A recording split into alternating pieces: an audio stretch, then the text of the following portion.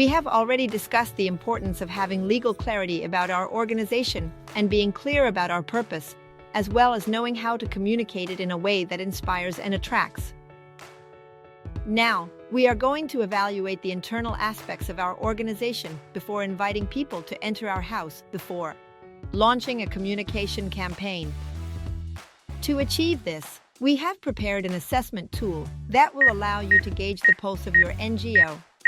With guiding questions, your answers will be assigned a value, and depending on the score you receive, you will know if your NGO or your organization is at the best possible level, if it is thriving, or perhaps your result will indicate that your NGO is at an appropriate level, but there are aspects to consider for the growth of your organization. Your house is clean, but it wouldn't hurt to give it a fresh coat of paint. It may also turn out that your NGO has a low level and that you need to dedicate time to get it in order. What areas are you going to evaluate? The strategy, your team, and the leadership style. The roles, including the participation of the board, the performance of your programs, including whether you involve the beneficiaries, the areas of marketing and communication, as well as the stability of the finances. The recommendation is that this assessment tool be completed individually by each and every one of your colleagues and at least a couple of advisors.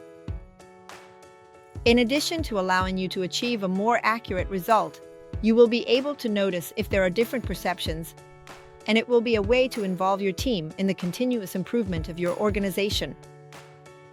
Once you have completed the exercise, you should include in your work plan the improvements you need to make in order to level up.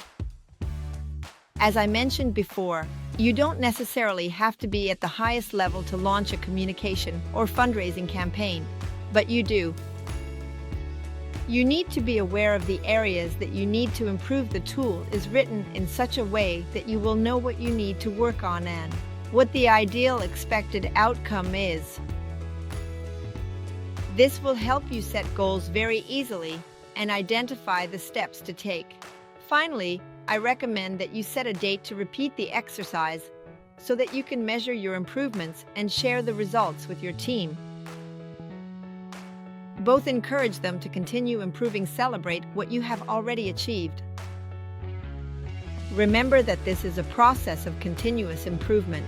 We can always keep improving and building a strong organization that allows us to achieve that purpose, that reason for being, for existing, which I am sure is good for you and for the world.